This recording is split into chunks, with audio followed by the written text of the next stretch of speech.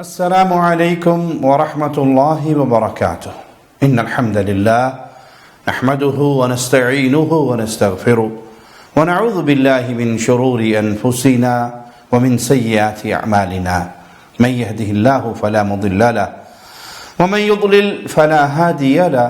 أشهد أن لا إله إلا الله وحده لا شريك له وأشهد أن محمدا عبده ورسوله. اما بعد، مومن کی نظر ہمیشہ آخرت پر ہوتی ہے، کیونکہ اصل زندگی وہی ہے۔ یہ زندگی تو بہت مختصر ہے۔ دنیا کی زندگی انسان کتنا جی لیتا ہے؟ 60 سال، 70 سال، 80 سال۔ کسی کی عمر 60 سال بھی ہو، 10 سال بچپن کے نکال دیجئے، 15-20 سال اس کے سونے کے گزار دیجئے، کیا باقی بچے گا پیچھے اس کے؟ 35-40 سال۔ اور وہ زندگی جو اس کے بعد شروع ہونی ہے برزخ کی، اسی پہ غور کر لیجئے وہ کتنی لمبی ہے۔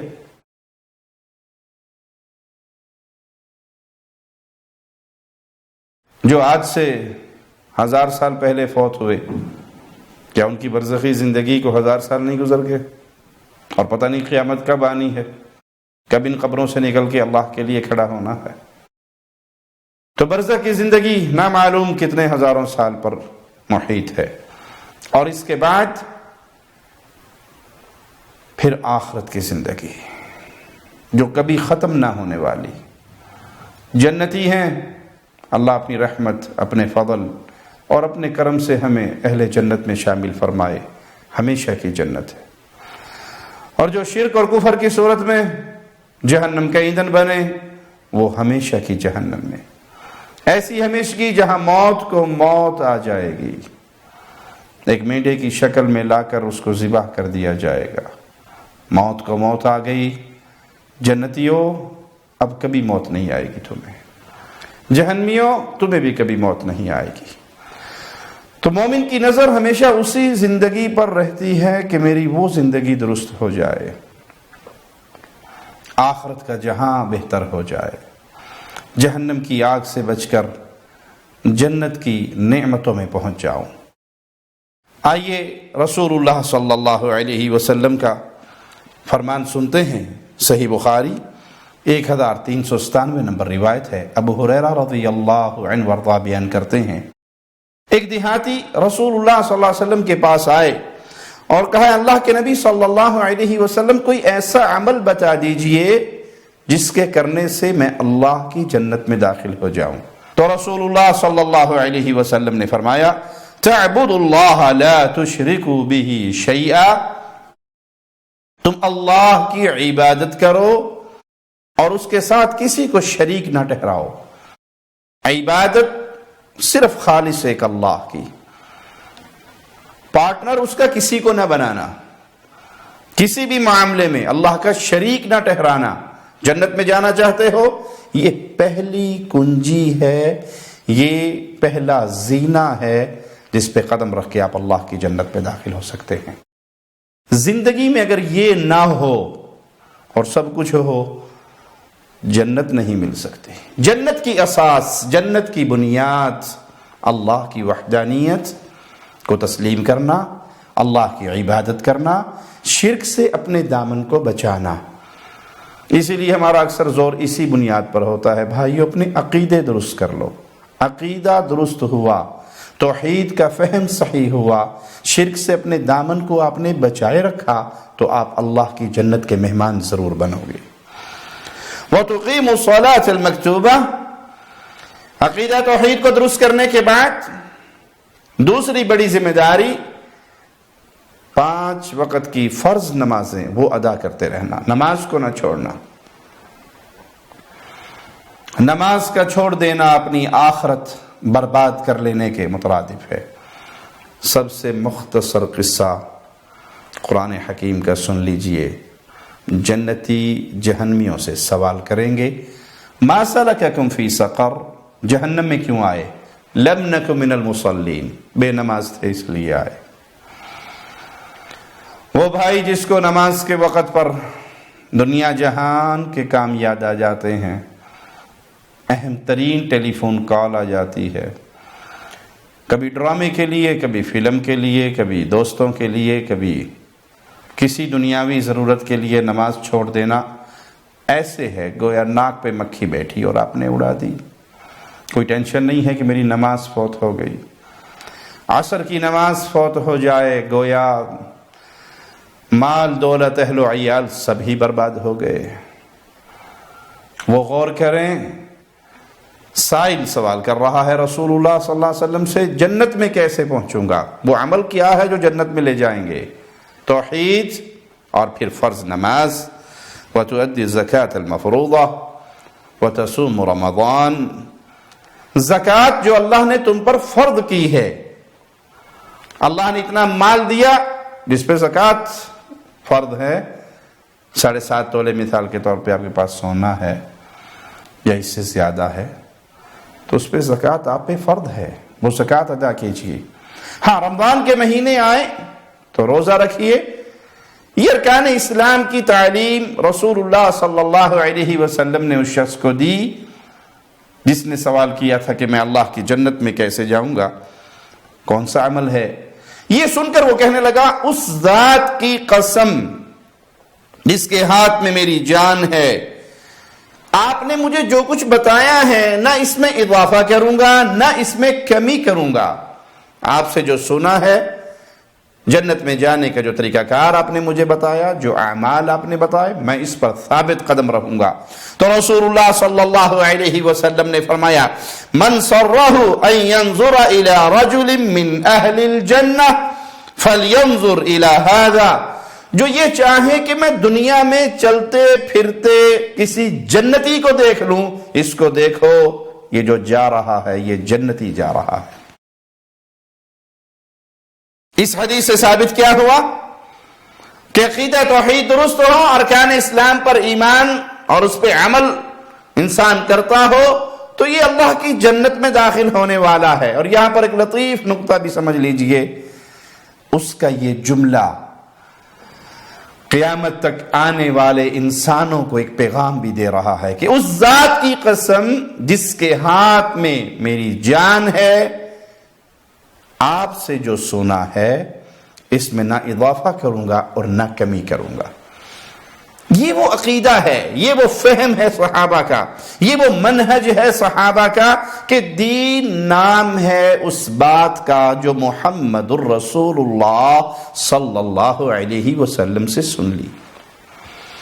آپ کا فرما دینا دین ہے، آپ کا فرما دینا اسلام ہے، آپ کا فرما دینا امت کے لیے جنت میں جانے کا ذریعہ ہے۔ یہ عقیدہ ہونا چاہیے، اسلام کیا ہے، دین کیا ہے، ہم نے ماننا کیا ہے، ہم نے عمل کیا کرنا ہے، جو رسول اللہ صلی اللہ علیہ وسلم کی حدیث سے ثابت ہو جائے۔ اس دین اسلام میں کتاب و سنت کے اس مبارک ذخیرے میں نہ اضافہ ہوگا نہ کمی ہوگی، نہ آپ کے حکموں میں، آپ کی بتائی ہوئی باتوں میں اضافہ کیا جائے گا نہ اس میں کمی کی جائے گی۔ دین صرف اتنے کو سمجھیں گے، مانیں گے جتنا رسول اللہ صلی اللہ علیہ وسلم نے دیا۔ آج بہت بڑی تعداد اس فہم سے عاری ہے، بابا جی نے کہہ دیا تب بھی دین ہے، حضرت جی نے کہہ دیا تب بھی دین ہے، بزرگوں سے سنا ہے تو تب بھی دین ہے، فلاں حاجی صاحب نے کہا تو تب بھی دین ہے۔ ہم نے ہر کسی کی بات کو اپنے سر کے اوپر لاد رکھا ہے اور اس کو دین سمجھ کے اس پہ عمل کرتے ہیں۔ دین کس چیز کا نام ہے؟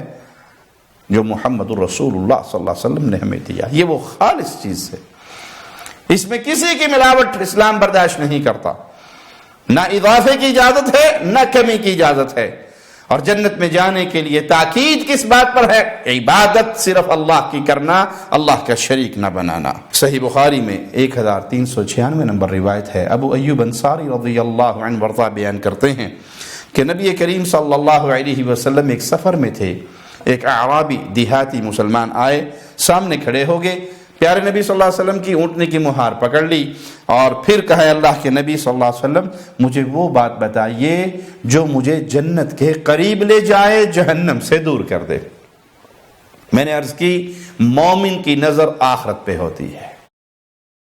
کامیاب ہے جس نے اپنے بچوں کو، اپنے آپ کو یہ فہم دے دیا، یہ فکر دے دی کہ مستقبل یہ ہے جہنم سے بچ جاؤ، جنت میں داخل ہو جاؤ، جنت مل جائے، جہنم سے تمہاری جان بچ جائے۔ یہ فکر اپنے دل میں بھی پیدا کیجئے اور اپنی اولاد میں بھی، اپنے اہل و عیال میں بھی، اپنے بھائیوں اور دوستوں میں بھی یہ فکر اجاگر کیجئے۔ سفر میں ہے آقا علیہ الصلوۃ والسلام اور اعرابی دیہاتی مسلمان مہار پکڑتا ہے اونٹنے کی، کہتا ہے اے اللہ کے نبی، اے اللہ کے نبی صلی اللہ علیہ وسلم وہ عمل بتا دیجئے جس کے کرنے سے میں جنت کے قریب ہو جاؤں اور جہنم سے دور ہو جاؤں۔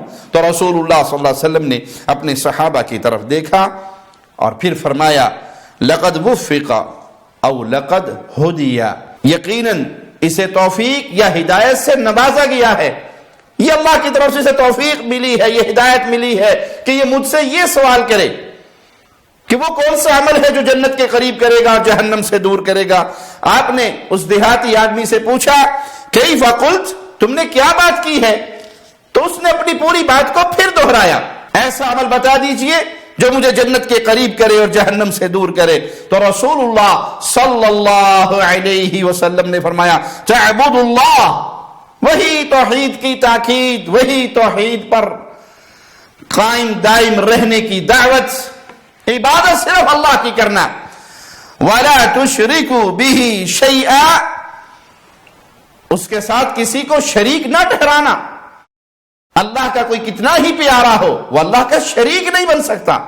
آپ اندازہ کیجئے ایک صحابی نے کہہ دیا رسول اللہ صلی اللہ علیہ وسلم کو ما شاء اللہ وشئت، جو اللہ چاہے اور جو آپ چاہے، صرف مشیت میں آپ جو آپ چاہیں اور جو اللہ چاہے وہی ہوتا ہے۔ تو رسول اللہ صلی اللہ علیہ وسلم سے یہ بھی برداشت نہ ہوا، فرمایا اجعلتنی للہ ندا، تو نے مجھے اللہ کا شریک بنا دیا۔ قل ما شاء اللہ وحدہ، یہ نہ کہو بلکہ یہ کہو جو صرف اللہ چاہتا ہے وہی ہوتا ہے۔ آپ نے اس دیہاتی مسلمان کو پھر جس چیز کی تعلیم دی کہ عبادت صرف اللہ کی کرنا، اللہ کے ساتھ کسی کو شریک نہ ٹھہرانا۔ وَتُقِيمُ الصَّلَاةَ وَتُؤْتِ الزَّكَاةَ، نماز قائم کرنا، زکوٰۃ ادا کرنا۔ وَتَصِلُ الرَّحِمِ، صلہ رحمی کرتے رہنا، رشتہ داروں کے حقوق ادا کرتے رہنا۔ دَعِ النَّاقَةَ، اب میری اونٹنی کو چھوڑ دو، میں نے تمہیں وہ عمل بتا دیا جو عمل تمہیں جنت کے قریب کر دے گا اور جہنم سے دور لے جائے گا۔ اور اس میں سب سے پہلے تاکید آپ نے کیا کی؟ عقیدہ توحید کو تھامے رکھنا، عبادت کا ماجرا اپنا اللہ کے ساتھ خالص رکھنا کہ اس کی عبادت میں کوئی شریک نہیں ہے، اس کا کوئی پارٹنر نہ بنانا، نماز قائم کرنا، زکوٰۃ ادا کرنا، صلہ رحمی کرنا۔ صحیح مسلم کی ایک روایت میں ہے وَتَصُومُ رَمَضَانَ، اور رمضان کے روزے رکھنا۔ جب رمضان آئے تو اللہ نے یہ روزے تم پہ فرض کیے ہیں، یہ روزے رکھنا۔ سیدنا معاذ بن جبل رضی اللہ عنہ وارضاہ سے روایت ہے کہ انہوں نے ایک سفر کا ارادہ کیا اور رسول اللہ صلی اللہ علیہ وسلم کے پاس آئے اور کہ اللہ کے نبی صلی اللہ علیہ وسلم مجھے کوئی نصیحت کیجئے۔ آپ نے فرمایا اعبد اللہ ولا تشرک به شیئا، عبادت اللہ کی کرنا، اللہ کا شریک نہ بنانا۔ یہ تاکید کس کو کی جا رہی ہے؟ سیدنا معاذ بن جبل رضی اللہ عنہ وارضا، جس کو رسول اللہ صلی اللہ علیہ وسلم نے کہا تھا اے معاذ میں تجھ سے محبت کرتا ہوں۔ جس سے رسول اللہ محبت کریں صلی اللہ علیہ وسلم، اس کو آپ یہ تاکید کر رہے ہیں کہ عبادت اللہ کی کرنا، اللہ کا شریک نہ بنانا۔ کیا معنی؟ وہ بھائی خاص طور پہ غور کریں جو علماء سو کی باتوں میں آ کر غیر اللہ کی عبادت کو شرک نہیں سمجھتے بلکہ بزرگوں کا حق سمجھتے ہیں کہ ان کی قبروں پہ سجدے کیے جائیں، قبروں کا طواف کیا جائے، ان کو پکارا جائے، یہ ادب و احترام کے تقاضے ہیں، یہ شرک نہیں ہے، کیونکہ مسلمان تو شرک کر نہیں سکتا، شیطان تو مایوس ہو گیا، اس امت میں شرک آ ہی نہیں سکتا۔ رسول اللہ صلی اللہ علیہ وسلم کس کو تاکید کر رہے ہیں؟ معاذ بن جبل کو، جس سے اللہ کے نبی محبت فرمایا کرتے تھے، اسے کہہ رہے اللہ کی عبادت کرنا، اللہ کا شریک نہ بنانا۔ صحابی نے اللہ کا شریک بنانا تھا۔ یہ تاکید درس ہے قیامت تک آنے والے انسانیت کو کہ کسی بھی مسلمان کے عقیدے میں کبھی کوئی خلل پیدا ہو سکتا ہے، لہذا ضرور تاکید کی جائے کہ عبادت کا معاملہ خالص اللہ کے لیے رکھا کرو، اللہ کی عبادت میں کسی کو شریک نہ بنایا کرو۔ عرض کی اللہ کے نبی صلی اللہ علیہ وسلم مزید نصیحت فرمائیے، تو آپ علیہ الصلوۃ والسلام نے فرمایا اذا اسأت فاحسن، اگر تم سے کوئی گناہ ہو جائے، کوئی جرم ہو جائے، تو پھر اس کے بعد نیکی ضرور کرو۔ کوئی انسان شیطان کے بہکاوے میں آ کر انسانی خواہشات کے تحت کوئی گناہ کر بیٹھا، اپنی جان پر کوئی ظلم کر بیٹھا، تو وہ ضرور نیکی کرے۔ نیکی کرنے سے اللہ کی رحمت کے ساتھ معاملہ یہ ہوتا ہے کہ پچھلا گناہ بھی اللہ معاف فرما دیتا ہے۔ نیکی سے گناہ معاف ہوتے ہیں۔ نیکی کرو، ہو سکتا ہے یہ نیکی اللہ کے ہاں قبولیت کا مقام پائے۔ تم نے ایک گناہ کیا اور اس کے بعد اللہ سے ڈر کر معافی مانگ کر پھر نیکیوں کی طرف چل پڑے، تو وہ تمہاری نیکیاں اللہ کے ہاں کتنی تعداد میں بڑھ جائیں اور وزن میں تمہارے نیکیوں کے اضافہ ہو جائے۔ تو جب شیطان تمہیں بہکا دے، آپ سے گناہ ہو جائے، تو فوراً وضو کرو، کوئی نیکی کا کام کرو، قرآن حکیم کی تلاوت کرو، ذکر اذکار کرو، جس سے اس گناہ کا کفارہ ہو جائے۔ ایک تو معافی مانگ لی، توبہ کر لی، آئندہ نہ کرنے کا عہد و پیمان کر لیا، اللہ کی رحمت سے وہ معاف ہو جائے گا۔ لیکن نیکی کرنے سے شیطان کی مایوسی بڑھے گی کہ اس نے بڑے جال بن کر آپ کو گمراہ کرنے کے لیے آپ سے وہ گناہ کروایا، اور نیکی کرنے سے آپ کے درجات اور بلند ہو گئے۔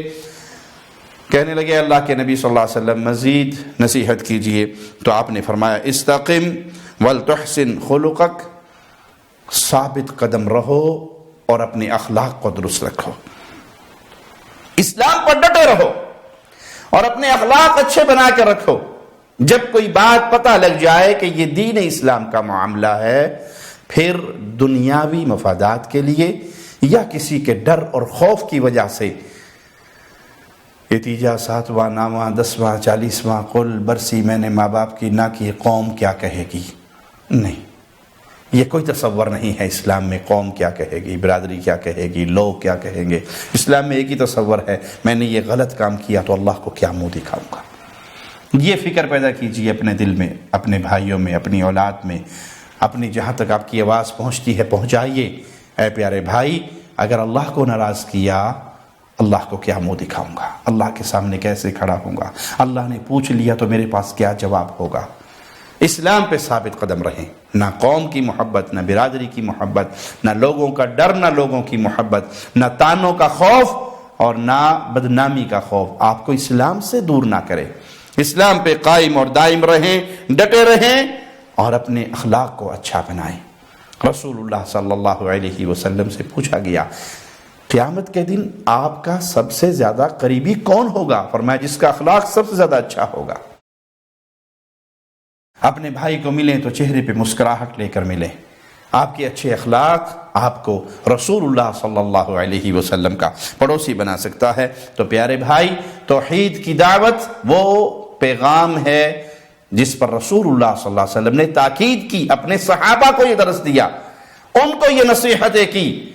تو آج یہ کہنا کہ نہیں شیطان تم سے شرک نہیں کروا سکتا، امت میں شرک ہو ہی نہیں سکتا، تو یہ سب علماء سو کی باتیں ہیں، تاکہ قبر پرستی کا دھندا جاری رہے، مزار سازی کا دھندا جاری رہے، قبروں پہ سجدے ہوتے رہے، طواف ہوتے رہے، نظر و نیاز چلتی رہے، ان کی کاروبار چلتا رہے، اور یہ خوف ان کے دل سے نکال دیا جائے کہ شرک تو مسلمان کر ہی نہیں سکتا۔ سیدنا معاذ کو کہا جا رہا ہے اللہ کی عبادت کرنا، اللہ کا شریک نہ بنانا۔ اللہ سے دعا ہے اس پیغام توحید پہ اللہ ہمیں قائم رکھے، اور اسی پیغام توحید پہ اللہ ہماری موت دے۔ اس حال میں ہمیں اپنے پاس بلائے، وہ ہم سے راضی ہو، ہم اپنے اللہ سے راضی ہوں۔ اقول قولی ھذا واستغفر اللہ لی ولکم ولسائر المسلمین۔ شب گریزاں ہوگی آخر جلوائے خورشید سے، یہ چمن معمور ہوگا نغمائے توحید